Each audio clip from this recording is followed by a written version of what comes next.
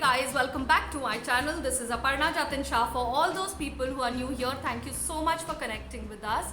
And अगर आपको content पसंद आए तो please subscribe to our channel. And for all those who've been connected with us, I love you guys so much. आप हमें बहुत बहुत बहुत ज़्यादा inspire कर रहे हैं. मैंने Instagram पे डाला था last week which all topics you want us to cover individually.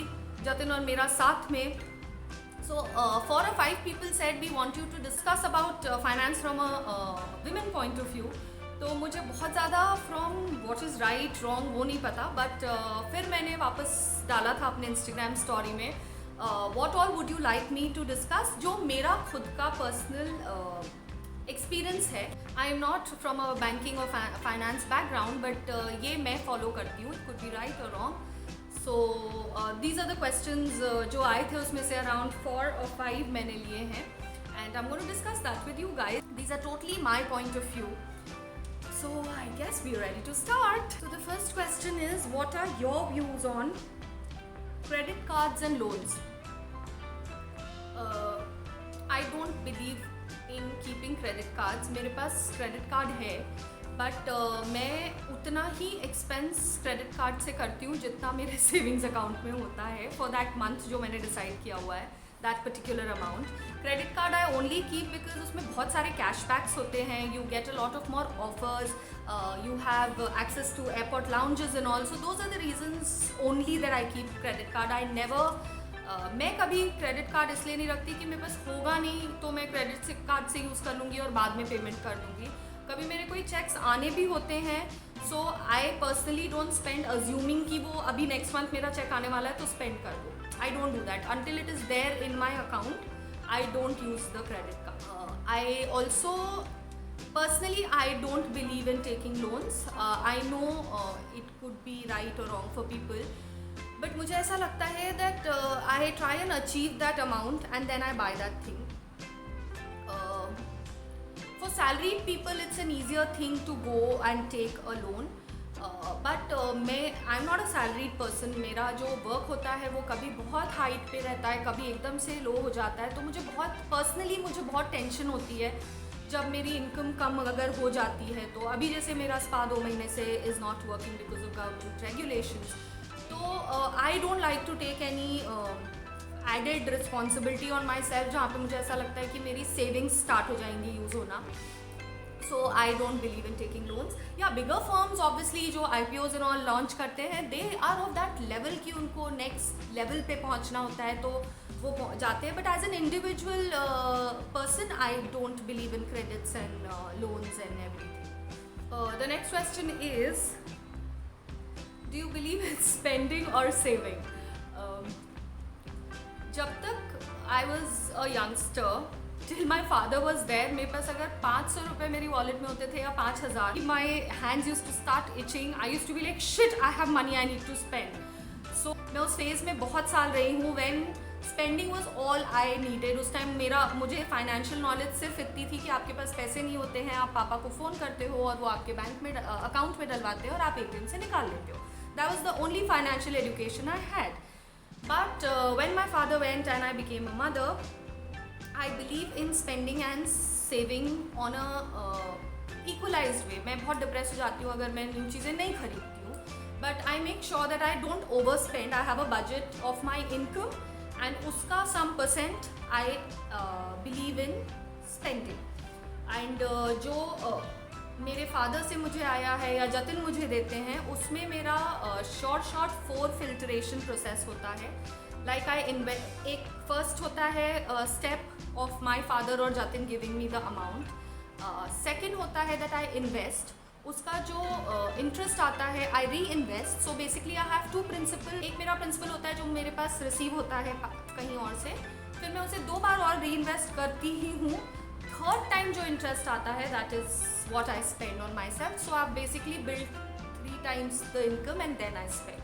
That's what I do. It could be different for everybody. Because मुझे ऐसा लगता है कि जो चीज़ें जतिन दे रहे हैं या मेरे फादर से मेरे पास आया है, मैंने वैसे भी मेहनत तो करी नहीं है उस पैसे को लेने के लिए. तो मुझे लगता है अब उस पैसे को थोड़ा सा बढ़ाने में ही मेहनत कर लो. We've been blessed कि थोड़ा पापा जतिन के पास से आ गया है तो. So that's what I believe in. Moving on to my next question. Buying a home और रेंटल, यार इसमें ना I am going to give you both the point of views. So logically अगर आप देखोगे, आपके पास अगर 1 CR है, अगर आप यहाँ rent if you take a loan of 1 CR, ठीक ठाक घर आजकल 70-80 1 CR तक आ जाता है. और अगर आप उसको सिर्फ FD में भी डालोगे तो अराउंड 6% के हिसाब से वो 6 lakhs आता है. मंथली आपका हो जाता है 50,000. सो और वो 1 CR आपका एज इट इज़ रहता है. और आपके पास 50,000 का रेंटल घर आप खरीद सकते हो. या अगर आपका 20-30,000 का घर है तो आपके पास वो 20-25,000 जो FD से इंटरेस्ट में आ रहा है वो आप वापस से री इन्वेस्ट कर सकते हो अलॉन्ग विद 1 CR जो ऑलरेडी है. सो ये होता है actual logic according to financing. But I will be very honest, मैं हमेशा मैंने जतिन को बोला I am very smart at investing, but मैंने ना हर decision of finance I take from here. लेकिन मैंने यहाँ से लिया है, that is buying my house. Because हम राजपूत्स हैं. जब I kind of got separated, फिर आकू आई, तो मुझे ऐसा लगा कि मेरा कोई घर नहीं है. मतलब it was my husband's house, my father's house, my brother's house. There is no place which was my house. Not that I have any issues in Bilaspur or but ठीक है, मतलब Basda is Jatin's, Bilaspur is Raghu's. So मुझे ऐसा लगा कि एक घर मुझे ऐसा लेना है जो यहाँ से लेना है, जो यहाँ से नहीं लेना है, जो आश्रिका शाह और अपर्णा शाह लिखा हो जिस पे. मतलब उसमें हमें ये नहीं सोचना पड़ेगा, हमें पूछना पड़ेगा that dude we want to come, can we come over and how long can we stay. सो वो लॉजिकल नहीं है if you see from the finance point of view. But वो मैंने एक डिसीजन लिया है जो which is from the heart and I don't regret it. Other than that, if you are smart and you don't get emotional like me, I think buying a house at start, जब तक आपके पास disposable income नहीं है, जो आपको ऐसा लगता है कि यार अब मेरे पास बहुत है, ये इधर मतलब मुझे ये इन्वेस्ट नहीं भी करूँ कहीं पे तो ठीक है, तभी you should buy your own house. In our generation, obviously in the older generation, then you've made enough money and you should want to buy your own house. Stability आ जाती है and all that. But yeah, according to me, around 50-55 तक you should just keep letting your money multiply. The next question is, what should your portfolio ideally have? I am not from a finance background, but मुझे ऐसा लगता है, ये मेरा point of view है, that it should have different percent of all the things जो मैं अभी आपको बता रही हूँ. You should have ETF, you should have mutual funds, you should have shares, you should have enough gold. आजकल gold online भी आप ले सकते हो. इट्स नॉट कंपल्सरी कि आप हर बार खरीदो, लॉकर में डालो. So that is what ETF and sovereign bonds are another good option जो reserve bank of India issue करती है.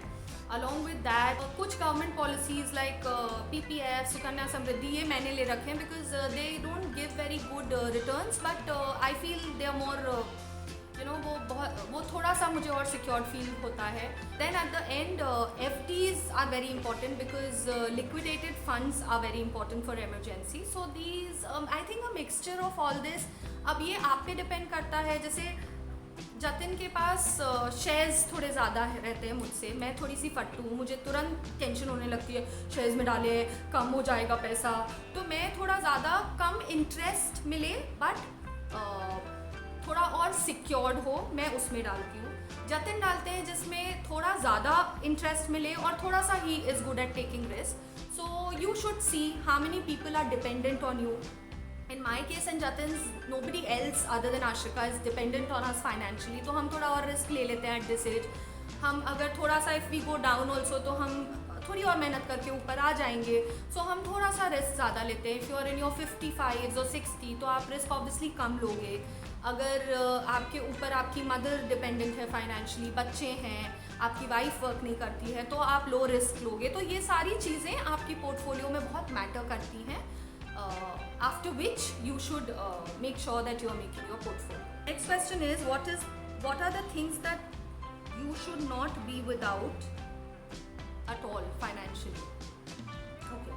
So मुझे पर्सनली ऐसा लगता है कि इंडिया में हेल्थ इंश्योरेंस और टर्म इंश्योरेंस बहुत लोग इग्नोर करते हैं. उन्हें ऐसा लगता है they know the worth of it, but they feel अभी तो हम 25 हैं, अभी तो हम 34 हैं, अभी तो हम 40 ईयर्स ही हैं, हम कहाँ जा रहे हैं, तो टर्म इंश्योरेंस नहीं लेते हैं। और सडनली कुछ होता है तो the family doesn't have time to grieve the loss, because financially वो इतने ज़्यादा स्ट्रेस्ड आउट हो जाते हैं अगर breadwinner of the family चला जाता है। So I feel everybody who is the breadwinner of the family should take a term insurance. Luckily I hope to God कोई nobody should lose anybody, but अगर हो जाता है they should have enough time to grieve the loss and come back emotionally to stand and take life again. और दूसरा मुझे लगता है हेल्थ इंश्योरेंस बहुत इग्नोर होता है आजकल।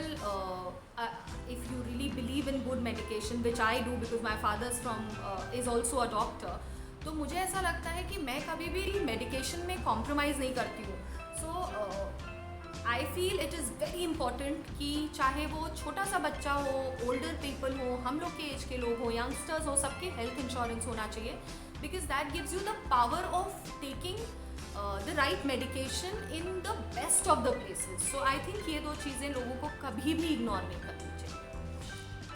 एंड ऑल्सो अगर आप ये चीज़ें एट एन अर्ली एज ले लेते हो, your premium always reduces. Normally लोग 40, 45, 50 तक भी वेट करके लेते हैं चीज़ें, तो आपका प्रीमियम बहुत बढ़ जाता है। दो ज़्यादा जैसे जैसे आपकी एज ओल्डर होने लगती है, आई फील आपकी रिस्पॉन्सिबिलिटीज़ कम होनी चाहिए फाइनेंशियली, आपकी इनकम बढ़नी चाहिए, आपका dedication of giving away money कम होना चाहिए। सो अगर आप छोटे से like I am very sure आपको 18 टर्न होगी and her term insurance health insurance start कर दूंगी मैं। दो चीज़ें होती हैं उससे, एक तो आपका प्रीमियम बहुत कम होता है, दूसरा जब बच्चे छोटा काम करने लगते हैं ना, when they start working after college and all, एक बिहेवियर फॉर्म होता है जहाँ दे लर्न टू सेव। अगर आपने 2-4 चीज़ें ऑलरेडी ऐसी ले ली हैं जो after she starts working, the first thing I will tell her is these are the things I have taken on your name and you got to start paying for it. तो अगर उसको पता है कि उसकी इनकम 10,000 है, अगर उसको 5,000 का प्रीमियम देना है, तो उसकी एक हैबिट फॉर्म होगी। Not that I won't be able to afford, I am sure I'll be able to afford that much, but उससे उसकी एक habit form होगी to start investing. So yeah, I think these are the two very very important things. The next question is, what are your views on cryptocurrency and share market? Are they the same? I am very very new to crypto. मैंने बहुत ज़्यादा उसमें honestly study किया नहीं है, but on a whole जो मेरा personal thinking है, सबसे पहले there is no watchdog for cryptocurrencies like for BSC NSC SEBI is set, because अगर आप लोग ने हर्षद मेहता का केस रीड किया है, पहले NSC BSC के जो वॉच डॉग्स थे, they did not have that kind of regularity and power, इसलिए Harshad Mehta could do what he could. But अगर उसके बाद से फिर सेबी हैज़ मोर पावर, तो अब शायद वो उस तरीके के frauds can be taken care of now.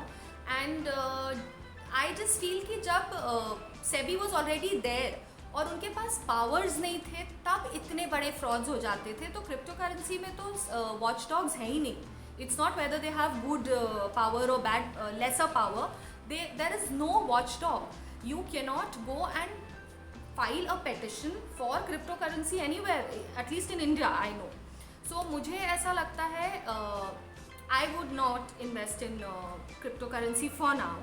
Like the SEBI has a lower circuit, upper circuit, उसके नीचे या ऊपर आप अगर जाता है shares, तो individuals don't go through that major loss, they put a circuit. वो ऐसा कुछ है ही नहीं। मतलब एक Elon Musk के tweet ने there was so much of loss in the entire world because Elon Musk tweeted, and उसके बाद I think China had tweeted that they are not going to be accepting cryptocurrencies. So I feel I honestly feel cryptocurrency is not for somebody like me जो बहुत जल्दी डर जाता है। And second, why I don't feel cryptocurrency makes sense is because if you are somebody who follows Mr. Rakesh Jhunjhunwala, he had said that never invest in cryptocurrencies because that is the kind of currency जो 5 to 10% fluctuation देता है on a daily basis, which is huge for stocks if somebody is into stock. I'm very new to it, but I do know that 5 to 10% on a day, if in daily अगर वैसा fluctuation दे देता है, what kind of crashes can come in. So for me personally, cryptos are a absolute no-no. For me it's something, Goa गए, पैसे लेके गए, casino में बैठ जाओ, पैसे बन गए तो भी फन किया, नहीं बने तो भी it was a good night. So I am not one of those. My days and nights are never good if I don't earn. So I'm not a crypto and gambling person at all. So I'm going to end this video here. I hope this was helpful. Let me know अगर आपको लगता है कि मेरा कोई suggestion was not up to the mark or financially I should know more about it, or if this has helped you in any way. And please let me know in the comment box or on our Instagram DM if you want us to make something furthermore on any other topic. And until I see you guys again, I love you guys. Please subscribe to our channel. अरे यार कोई AC चला दो यार। बुलाओ।